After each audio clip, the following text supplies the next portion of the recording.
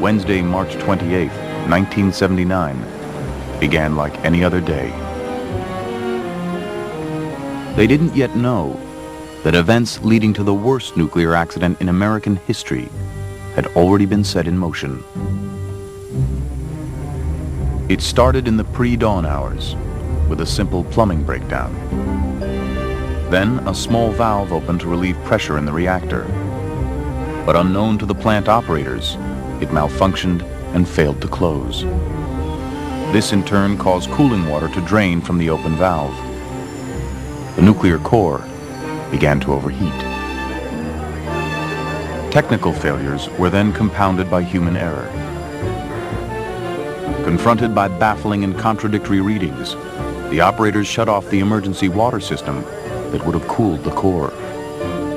If the operators had not intervened in that accident at 3 Mile Island and shut off the pumps, the plant would have saved itself. They had thought of absolutely everything except what would happen if the operators intervened anyway. So the operators thought they were saving the plant by cutting off the emergency water, when in fact, they had just sealed its fate.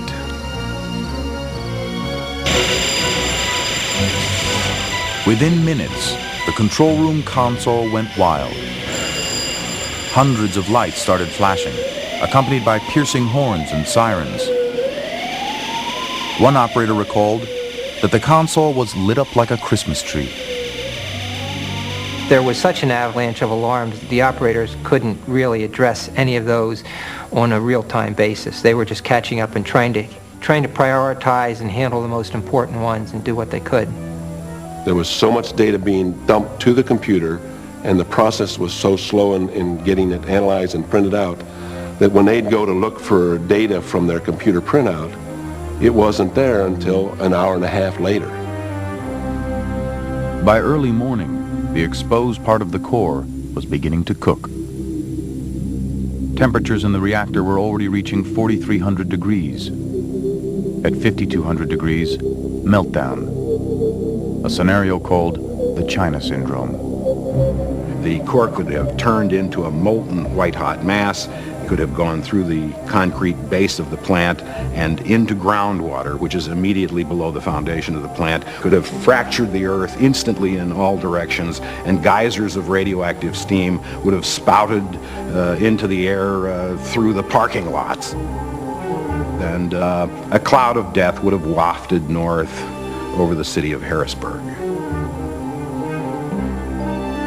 Operators remained convinced that the core was covered and safe. No one in the control room could see that 3 Mile Island was hurtling towards meltdown. Most of us who had spent our lives in this business didn't believe that could happen. We had a mindset that said we had these marvelous safety systems which had backups of backups. So there was that mindset that I think made it hard for people to really come to grips with the reality that severe damage had occurred. As the operators struggled to make sense of the accident, workers throughout the plant flocked to the control room. By 6:15, the control room must have had 50, 60 people in it, more arriving every moment. And then they get the alarm, radiation in the control room. Well, that's got to be a heart stopper. Contaminated water from the open valve had leaked into an adjoining building and was releasing radioactive gases throughout the plant. With radiation threatening to escape to surrounding communities, Supervisor Gary Miller declared the first general emergency ever to arise at a nuclear power plant in the United States. The operators, grabbing their respirators, would remain at the helm of the runaway reactor. The radiation level inside the containment dome was reading 10,000 rems per hour. A dose so high, only minutes of exposure would prove fatal.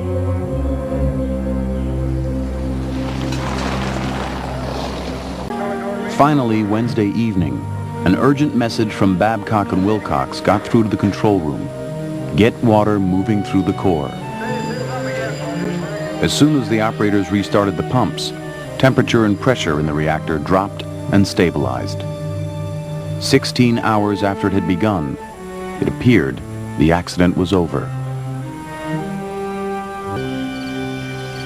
The valve that failed at 3 Mile Island had malfunctioned 11 times before at other nuclear plants. But neither the designer of the reactor nor the NRC had taken corrective measures or issued a warning. 3 years later, a robotic camera was lowered into the core. It would be the first look at the full extent of the accident.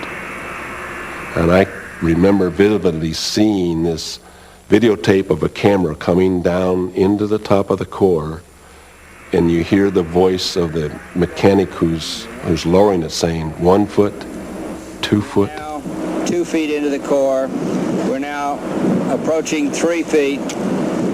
And as he's going, as I'm watching the tape, my stomach churns more. We are approaching 4 feet. We're now 5. That's something. And that recognition for the first time, 5 feet of the core was gone. That's when we really saw that the core had been severely damaged.